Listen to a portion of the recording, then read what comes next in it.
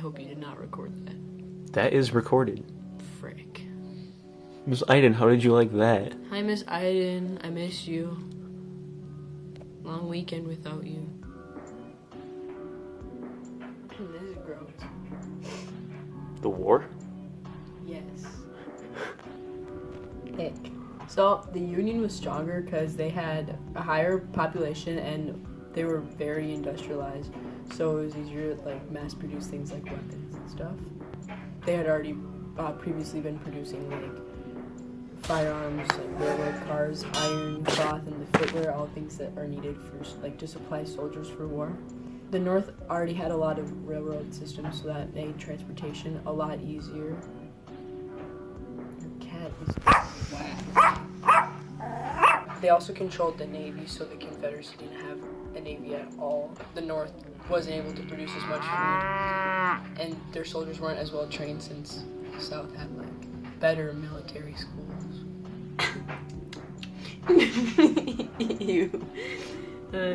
The Union had more difficult objectives to accomplish because they had to like break the spirit of the Confederacy, whereas they were just defending themselves. They were already the ones doing the invading and conquering, since they were trying to like put the South back in the Union.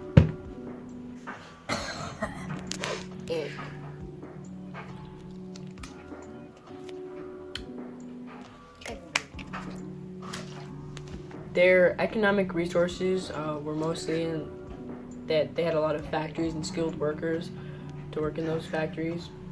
And so obviously that meant they had a lot of So that means they had like more industrial manufacturing, but the labor was really expensive. Ulysses S Grant. Is that how you say Ulysses. it? Ulysses. There we go. I knew how to say it at one point, like 4th grade or something. Okay. But what? now you're in 11th. I haven't learned about it in a while. Okay.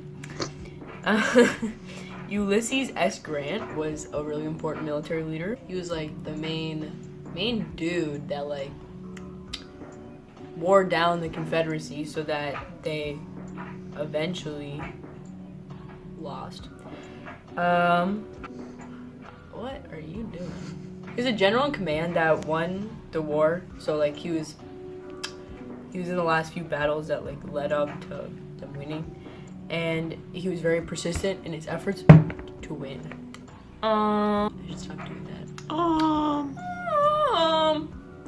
That's not about the Civil War. I know. George B Mcclellan. I don't know how to say that. How do you say that? Let me see. Where? I don't know. George B McClellan. Thank you. Okay, that guy, George B McClellan, was appointed as general early in the war, and he was responsible for Kentucky staying in the Union. He led a campaign to keep West Virginia in the Union, and that was successful. Abraham Lincoln was very important as a political leader because he was president of the Union during the Civil War and abolished slavery during that time with the Emancipation Proclamation. Another political leader, which was actually a group called the Copperheads, they didn't support the war at all, and they wanted immediate peace. They also wanted, their goal is to like maintain the existence of the Democratic Party. A really important battle for the Union. Why are you doing it from these weird angles? You're so weird. Okay. Hi. That's really close. Was the Civil War cool? Heck yeah, it was. The Battle of Gettysburg was really important because it was basically the turning point of the war. So the Union was now like had the upper hand in the war, and Robert E. Lee, the Confederate general, actually wanted to resign after this war, but the president didn't let him, so they kept fighting, and they also lost, like Confederacy lost a lot of soldiers during this war, so it was really important for the Union because they were now stronger. Another one was Sherman's march to the sea. The objective was to like change the Georgians' mind to abandon the Confederacy by scaring them. So they would burn down houses of people who would like fight back to them like marching across Georgia. And they also, another objective was to like make everyone feel the pain of the war, not just like a certain group of people. So they didn't like care whose house they burned down everyone's. And they managed to capture Atlanta, which was really good. Hi. The Confederacy, when they seceded, had 7 of the 8 military schools in America. So it meant that they had a lot more like high-ranking and smart military officers to aid them in the war. They also were on the defensive, so that helped them greatly, as they would just need to stand their ground and fight in their own territory that they already knew very well, as opposed to the North having to come in and fight them on their own territory that they knew very well. It was really poorly worded, but it makes sense. Shh. They also, being a large farming superpower, had an abundance of food to feed their soldiers. Now, they didn't really have a way to get the food easily to the soldiers, but they had a lot of food that they could also use for trade to make money during the war. One of their weaknesses is that they had a very tiny navy, so they were easily dominated by the Union Navy. High five! They had a very small railroad network, and it was privately owned, so they couldn't really use it like the North did to get all of their supplies and food and soldiers out to the front lines. A smaller population, so that would help them less, because then they wouldn't have as many people to fight as soldiers. They also wouldn't have as many people to help make different things that would aid the soldiers, like different medical things, or help make food or outfits and clothing that would help them in the war effort. They also didn't receive any military support from France or Britain like they were hoping to, because the Union threatened war, which would mean that those two, the European countries, wouldn't get any more trade and stuff from the North, which they greatly depended on. So their dependence, the South's dependence on the South's dependence on Britain and France and other European countries helping was squashed by the Union, and that is one of the major reasons that they ended up losing the war. Hey! Some of the economic resources that the South had was they had a lot of agriculture, like I said, so they could sell a lot of food to help. Why are you looking at me like that? Okay. They had a lot of agriculture, which they could trade or sell to other nations. One of the major economic resources that they had was the cotton trade, because it was the major export that they did for other countries in Europe and things like that. And it also was, even before the war, worth more than all the other industries combined. So them taking that away from the North, they had all that money to themselves. So it was a very, very large economic output from cotton. No. Hi, Miss Iden. How are you doing? Why? Ick. Just kidding. What? Another economic thing that helped them a lot was their proximity to places like Latin America, Mexico, and the Caribbean, because it helped them a lot. They could trade with all those nations, and there was different European nations that were colonizing in the area, so that helped them. And the natives there too, they could trade with those people, and that helped them with a lot of different goods or economics. What? To help them with a lot of different goods or different money income sources. I'm stupid. I'm tired. Ooh, you better put my burp in there. I will. One major military leader for the Confederacy was Robert E. Lee. He was a soldier before, but then he became a very strong and smart leader. He was even one of the top students in his graduating class at military school. He became one of the most powerful general for the Confederacy, even becoming the commander of the entire Confederate States Army. And he had the most significant impact positively on the Confederate Army in their fight against the North. Another major Confederate general was Stonewall Jackson. Now, he, like Robert E. Lee, had a gigantic impact in the war, but his was more so on the Eastern Front. Now, he was involved in almost every battle on the eastern side of the war. Although he had such a major impact on the war, he actually died during the war because he was shot 3 times, and he had pneumonia. Hi, Miss Iden. One of the major political leaders for the Confederacy was Jefferson Davis. Jefferson Davis was the president of the Confederacy. You just burp again. Ooh, that was a good one. Now, some historians say that Jefferson Davis, the president of the Confederacy, was a weakness in that his rule was and leadership was poor, and that in turn helped weaken the South and helped the Union better easily take over the South. Was that $27? No, it was $26.99. Another major political leader for this Confederacy during the Civil War was Alexander Stephens. He was the vice president of the Confederacy. Now, he didn't actually have that good of a relationship with Jefferson Davis. The poor relationship between Alexander Stephens and Jefferson Davis was probably one of the major reasons that the South ended up not having that good of an advantage because of the poor leadership and bad directions and bad planning, and then the North had a better advantage against them, and so the leadership of the Confederacy actually ended up bringing them down and being a disadvantage for them. One of the major battles in the United States Civil War is the Battle of Vicksburg. Now, in this battle, General Ulysses S Grant from the North, he went on a long campaign and it ended in Vicksburg, Mississippi. Now, when he got there, he staged 2 attacks. They were like 4 days apart, but these attacks weren't very effective as they weren't able to take the city due to these attacks. Oh my god, there's falling hair. There is a ghost in my room. Now, knowing that no northern reinforcements were going to come and help them, they decided to lay siege on the city. Now, this siege was successful, and it helped the Union greatly because it ended up cutting the Confederacy in half. Because now they controlled the entirety of the Mississippi River, and in turn were able to, like I said, effectively split the Confederacy in half. Now, the leader for the Confederacy that was holed up in that town was John C. Pemberton, which is a funny last name because it sounds funny to say. You say it. Sean C? No. John Cena? No, his last name. Whomst? Pemberton. John Cena. John C. Pemberton and his army were completely taken over and captured or killed. Or lost in action. No. That was 33,000 troops. So, that was... Shut up, phone.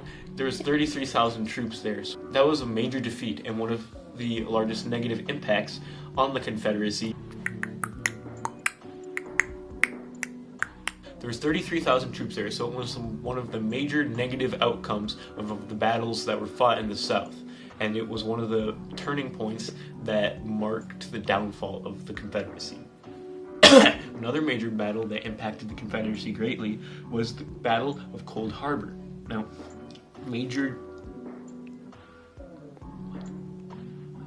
What did you say? I'm cold-hearted. What? Why? Continue. You said Coldharbour. Oh. In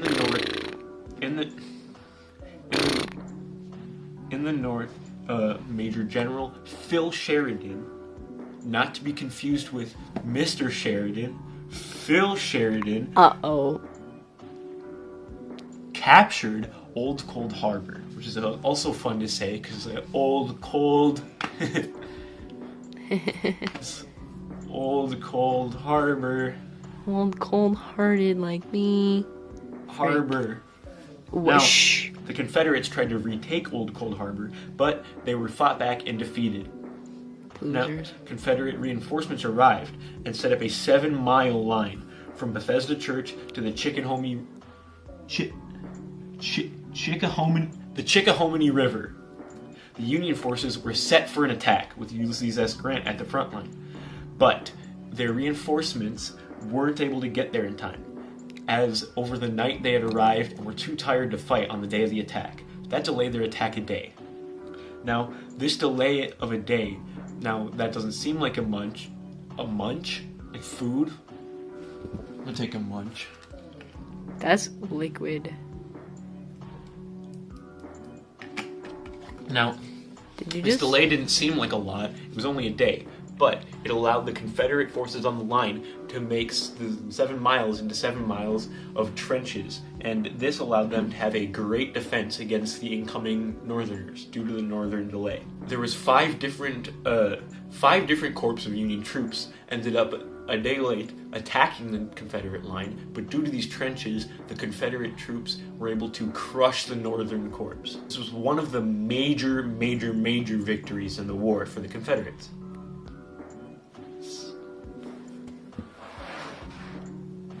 The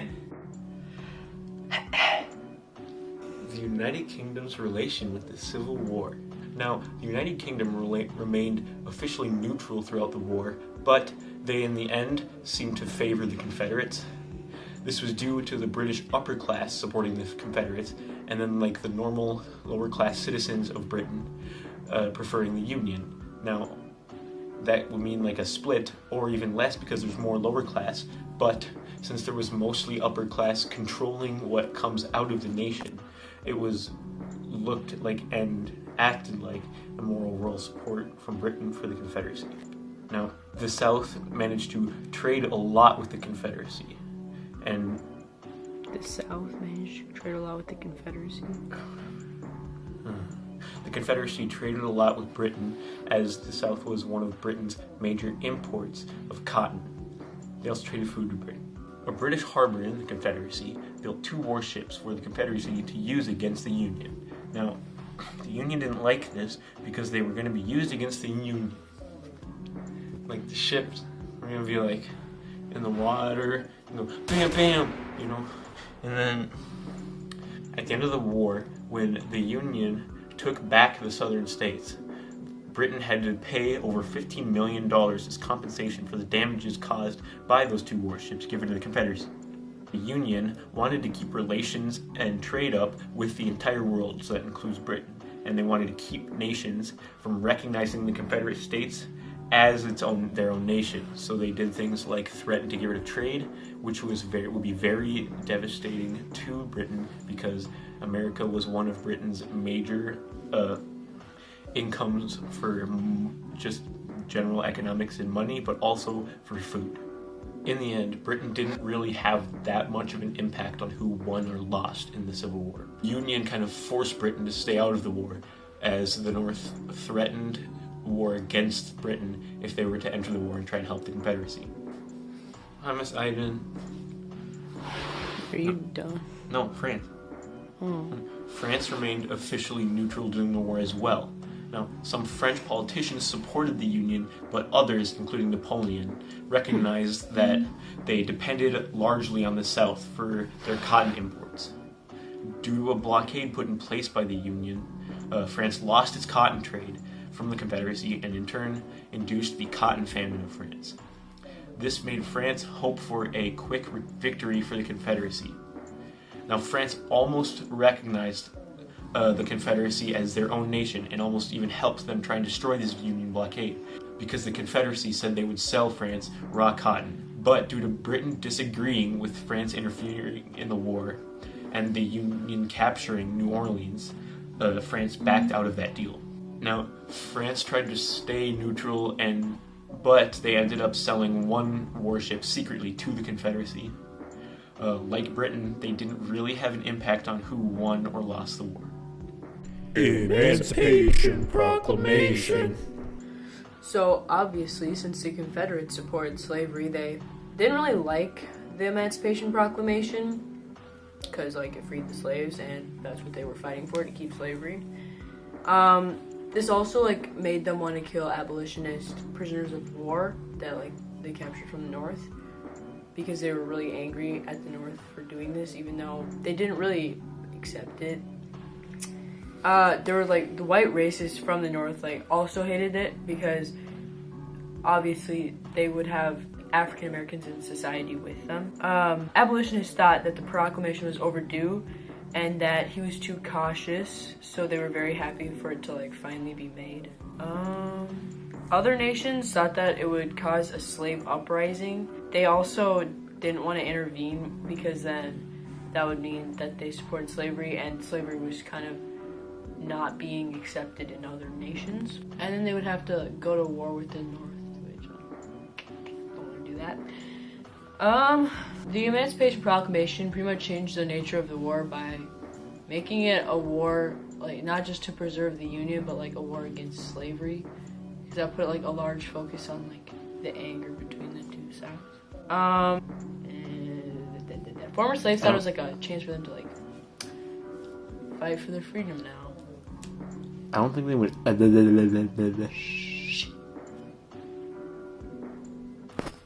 Sir? Hey, Bethany. What? How did African Americans participate in the Civil War in the Union? Funny you ask that, because at first they weren't allowed to participate in the war and like volunteer, you know? Because there's a law that said that they couldn't bear arms if they were part of the army. So couldn't really fight. But then they got rid of that and then allowed freed African Americans to enlist, and then they made a Bureau of Colored Troops. So African Americans were allowed to like fight in the war on the Union side. Now, African Americans in the Confederacy were a big part of the economy due to their use as slaves and gathering different crops like cotton, tobacco, or different agricultural like food to help feed the troops or sell to other nations. Now, some slaves were brought to war with their masters to help tend to their needs in camps, but they weren't really used as soldiers in this war, ever. For they weren't allowed to. Now, at one point, the arming of slaves was proposed, but it was widely frowned upon in the South.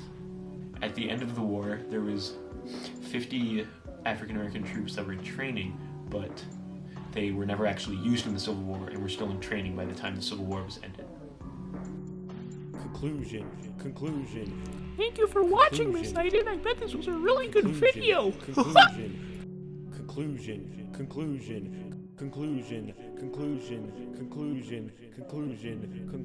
This is the conclusion.